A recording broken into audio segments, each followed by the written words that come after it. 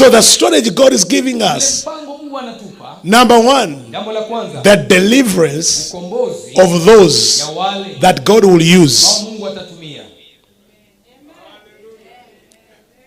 Amen. And every time God is to deliver a man, he does not want to deliver a man as an individual.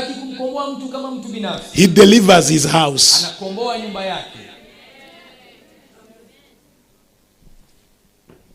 Did you hear what I said? When God is delivering, he does not deliver an individual only. He delivers a house. The house of Jacob, the house of Joseph, the house of James, the house of Pamela, the house of so and so. So he's dealing with us today as a house. Amen. Because the call is for a house. Different houses form an army. Amen. So the deliverance of your house, let it be this day. Oh my God. So that the calling of your house with the other houses will form a delivered nation. Amen. This is my prayer today, that your father's house will be delivered. The hours we have today should be transaction of releasing your father's house from infirmities, from iniquities, from weaknesses, from bondages, from sicknesses, so that when you go, nothing can pull you back. Amen. In every house, there is one who breaks the curse. But the one who is supposed to break the curse may be the one in a disorder. And now it's called a family disorder. It's a disease of the house. In that house, they have mental illness. In that house, they are drunkards. In that house, they don't keep marriages. But though that house has an assignment to deliver a nation as a house, but it's the house that has severe bondage. How do I know the weight of someone's calling? It's their bondage. The greater the bondage, the bigger the calling.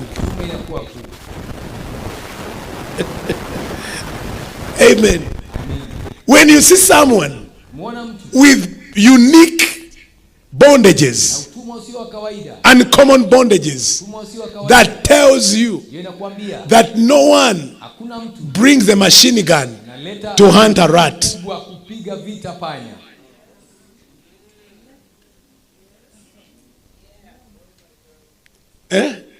When you see the stronger demons on someone, it's because of the kind of call, the kind of destiny of that person. When you see a child who the devil has not even allowed to talk, you just know the call on this child. You didn't hear me. There are people with great callings that the devil, as children, has not even allowed them to say a word. Bind them as young as 2.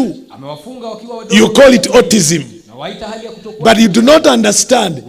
That's the one who is supposed to end the curse of the house, for the house to deliver a nation. Am I talking to someone?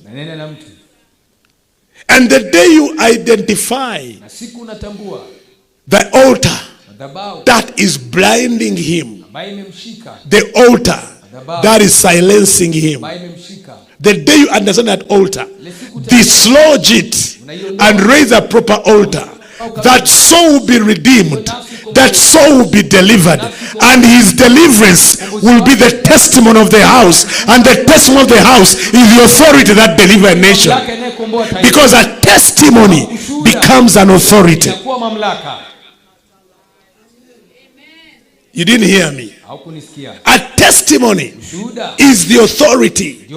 When you stand before forces against you, what disarms them is the authority, which is your testimony.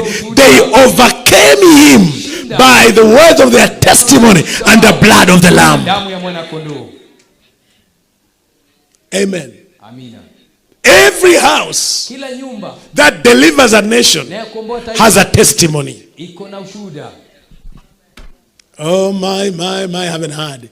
I said your house is about to have a testimony that many will hear and be delivered.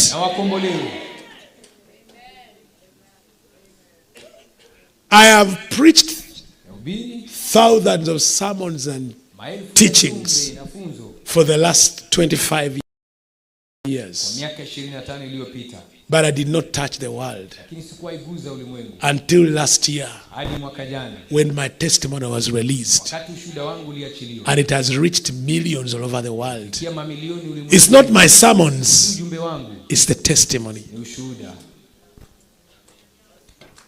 It's not my sermons, it's not even the teachings I've done, but the testimony. What has touched the millions? I see it as 9 million views everywhere. It's not the teachings, it's the testimony. But it has taken 24 years for that testimony to be released. I had to deal with bondages of my father's house, and the testimony comes out. Your house has a testimony. You haven't heard me. Your house has a testimony. That which is like a shame. I used to be ashamed in my father's house, in the entire community. I used to be ashamed. I was named a child that was born with a snake,